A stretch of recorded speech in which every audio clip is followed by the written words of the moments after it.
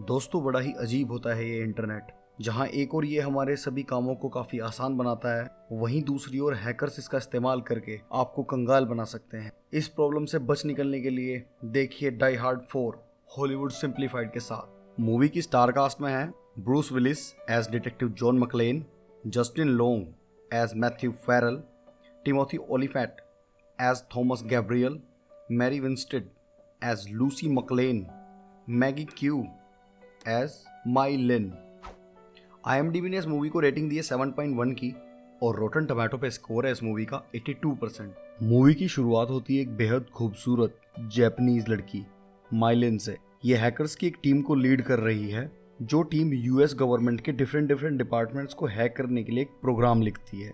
जैसे जैसे ये हैकर्स अपने द्वारा लिखा गया प्रोग्राम माइलिन को भेजते हैं, वैसे वैसे वो उन सबको एक एक करके मरवा देती है, ताकि ये प्रोग्राम किसने बनाया है इसका किसी को कोई सबूत ही ना मिले। पर जैसे ही FBI की साइबर सिक्योरिटी डिवीजन को उनके सिस्टम में की गई ब्रीच की जानकारी मिलती है, तो FBI का डेप्यूटी डायरेक्टर, जिसका नाम बोमन होता है, वो US के टॉप हैकर्स की एक लिस्ट बनवाता है जो इस तरह की हैकिंग करने में सक्षम है। इस कड़ी में FBI मैथ्यू फेरल नाम के एक साइबर हैकर को न्यूयॉर्क से पकड़कर वाशिंगटन DC FBI हेडक्वार्टर लाने के लिए न्यूयॉर्क पुलिस के डिटेक्टिव जॉन मकलेन को काम पर लगाती है। डिटेक्टिव जॉन मकलेन फेरल के घर पर बिल्कुल ठीक समय पर पहुंचता है, जिस वजह से वो फेरल को माइलिन द्वारा भेजे गए शूटर्स से बचाने में कामयाब रहता है। जहां एक और मकलेन फेरल को साथ में लेकर FBI को सौंपने के लिए वाशिंगटन DC के लिए रवाना होता है, वहीं दूसरी ओर माइलिन फेरल के बच निकलने की खबर अपने बॉस थॉमस गैब्रियल को देती है। US गवर्नमेंट के सभी डिपार्टमेंट्स को हैक करने के लिए थॉमस 4 जुलाई का ही दिन चुनता है, क्योंकि ये US का इंडिपेंडेंस डे होता है और इसकी शुरुआत वो ट्रैफिक सिस्टम और शेयर मार्केट को क्रैश करने से करता है, जिस वजह से लोगों में काफी अफरा तफरी का माहौल हो जाता है। पर ट्रैफिक कंडीशन के एडवर्स होने के बावजूद भी मकलेन किसी तरह से फेरल के साथ FBI के डेप्यूटी डायरेक्टर बॉमन से मिलता है। यहाँ पर टीवी में पूरे देश में ये हालात देखकर फेरल मकलेन को बताता है कि मैंने एक ऐसा ही एल्गोरिदम लिखा था जो किसी भी सिक्योरिटी सिस्टम को क्रैक कर सकता है, पर मैं ये नहीं जानता था कि इसका गलत इस्तेमाल कितना भयानक हो सकता है। खैर, थॉमस इस सब के बाद पूरे देश में राष्ट्र के नाम एक धमकी भरा संदेश प्रसारित करता है। ये सब देखकर फेरल समझ जाता है कि ये एक फायर सेल है, यानी कि पूरे देश के इंफ्रास्ट्रक्चर को बर्बाद करने वाला एक साइबर अटैक। पर FBI फेरल की बातों को खारिज करने के साथ साथ इस तरह के किसी भी अटैक से मना कर देती है। इसके बाद मकलेन और फेरल FBI के काफिले के साथ उनके हेडक्वार्टर्स के लिए निकलते हैं, पर इसकी खबर माइलिन को लग जाती है और वो ट्रैफिक पुलिस की बहरूपिया बनकर उनके काफिले को थॉमस द्वारा भेजे गए असॉल्ट हेलीकॉप्टर की ओर मोड़ देती है, जिस वजह से सभी FBI वाले मारे जाते हैं। पर मकलेन किसी तरह इस गन फायर से बचते बचाते गाड़ी को एक अंडरग्राउंड ट्रैफिक टनल में घुसा देता है, पर थॉमस उन्हें टनल में ही कुचल डालने के लिए टनल के दोनों ओर से ट्रैफिक छोड़ देता है। इस भयानक सिचुएशन से किसी तरह अपनी जान बचाकर मकलेन एक चलती पुलिस की कार को टनल के बाहर छोड़ देता है, जो एक टॉल से टकराते हुए उस हेलीकॉप्टर को क्रैश कर डालता है। यहाँ पर मकलेन लोकल पुलिस से मदद की कोशिश करता है, पर कम्युनिकेशन सैटेलाइट ठप हो जाने की वजह से संपर्क नहीं कर पाता। इस सब के बीच फेरल ये अंदाजा लगाता है कि फायर सेल को पूरी तरह से लागू करने के लिए थॉमस को यूटिलिटी सप्लाई को भी काटना होगा, जिसका हेडक्वार्टर वेस्ट वर्जीनिया में है, और यदि इस साइबर अटैक को कुछ हद तक वो लोग ठीक करना चाहते हैं तो मकलेन और फेरल को खुद ही वहां जाना होगा। यूटिलिटी सुपर स्टेशन पर पहुंचने पर मकलेन का सामना माइलिन से होता है, जो इस सुपर स्टेशन पर उनके पहुंचने से पहले ही कब्जा कर चुकी होती है।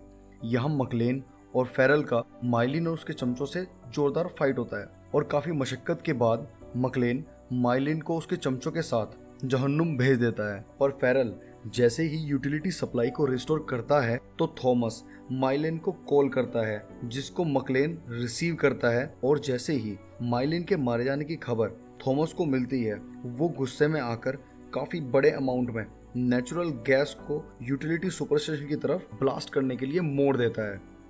इस मीन टाइम में फेरल वेबकैम की मदद से थॉमस का फोटो खींचकर बोमन को सेंड कर देता है, जिसे देखकर बोमन घबरा जाता है। क्योंकि थॉमस गैब्रियल कोई आम इंसान नहीं था। वो किसी जमाने में यूएस डिपार्टमेंट ऑफ डिफेंस का टॉप सिक्योरिटी एक्सपर्ट हुआ करता था और उसी ने 9/11 हमले के बाद सिक्योरिटी सर्विसेज को अपग्रेड करने की सिफारिश की थी और साथ ही ये चेतावनी भी दी थी कि फ्यूचर में यूएस पर कोई बड़ा साइबर अटैक भी हो सकता है। पर गवर्नमेंट ने उसे अप्रिशिएट करने के बजाय उसे गद्दार साबित कर उसकी सारी प्रॉपर्टी जब्त कर ली थी, जिसके बाद वो कहीं गायब हो गया था। अब मकलेन और फेरल किसी तरह से इस सुपर स्टेशन से अपनी जान बचाकर एक हेलीकॉप्टर की मदद से, जिसमें मार्लिन और उसके साथी सुपर स्टेशन पर कब्जा करने के लिए आए थे, उसकी मदद से फेरल के पुराने दोस्त जो कि उसी की तरह हैकर होता है उसके घर पहुंचते हैं। इस बंदे का नाम फेडरिक क्लूडिस है, पर ये खुद को वारलॉक कहलवाना ज्यादा पसंद करता है। वारलॉक फेरल द्वारा लिखे गए उन कोड्स को आइडेंटिफाई करने में कामयाब रहता है जो उसने मार्लिन के लिए लिखे थे और फिलहाल उन कोड्स का इस्तेमाल सोशल सिक्योरिटी एडमिनिस्ट्रेशन की बिल्डिंग से किया जा रहा है जो कि वुडलॉन नाम के एक शहर में है। साथ ही वॉरलॉक थॉमस के सर्वर्स को हैक करके उसकी लोकेशन को भी आइडेंटिफाई कर लेता है।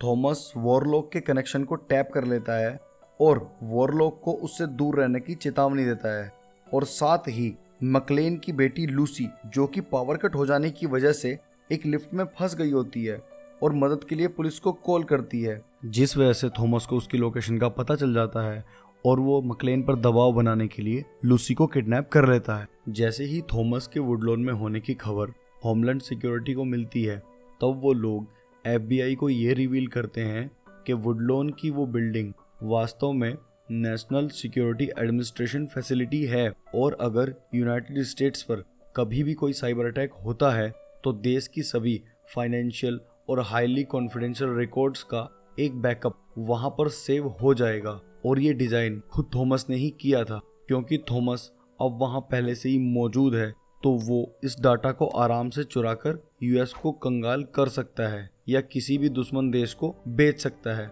और FBI या होमलैंड सिक्योरिटी इस मामले में कुछ भी नहीं कर पाएगी। वुडलॉन फैसिलिटी से चल रही डाटा चोरी को रोकने के लिए मकलेन और फेरल वुडलॉन पहुंचते हैं, जहां फेरल को खुद का ही लिखा गया प्रोग्राम मिलता है जिसका इस्तेमाल करके थॉमस का एक आदमी जिसका नाम एमरसन है वो पूरे देश की फाइनेंशियल डाटा को डाउनलोड कर रहा होता है। पर फेरल अपने पाम टॉप की मदद से एमरसन द्वारा पकड़े जाने से पहले पूरे डाटा का सीक्वेंस को एनक्रिप्ट कर देता है। फेरल और लूसी को किडनैप करके थॉमस अपनी टीम के साथ वुडलॉन से एक छोटी वैन में निकल जाता है। मकलेन एक ट्रक में थॉमस का पीछा करता है, वहीं दूसरी ओर FBI वुडलॉन के लिए एक फाइटर जेट भेजती है, पर थॉमस उस जेट का कम्युनिकेशन सिस्टम हैक करके मकलेन पर हमला करने की कमांड दे देता है। जेट मकलेन पर जोरदार हमला करता है, पर मकलेन किसी तरह से बचते बचाते थॉमस को पास के ही हैंगर में जाते हुए देख लेता है।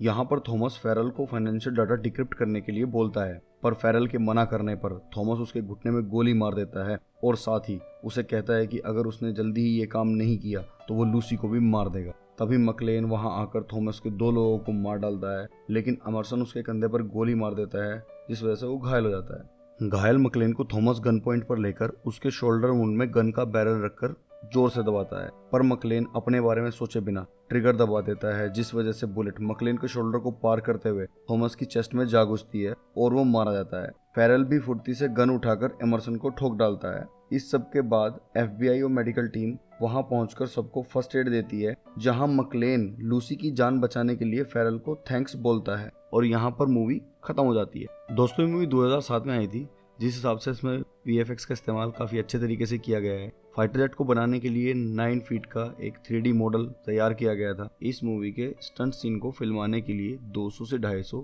स्टंट पीपल्स का इस्तेमाल किया गया है। वीडियो पसंद आया हो तो वीडियो को लाइक कीजिए और अगर चैनल पर नए हैं तो चैनल को सब्सक्राइब कीजिए, ताकि हॉलीवुड सिंप्लीफाइड फ्यूचर में आपके लिए और बेहतरीन मूवीज़ की एक्सप्लेनेशन हिंदी में लाता रहे।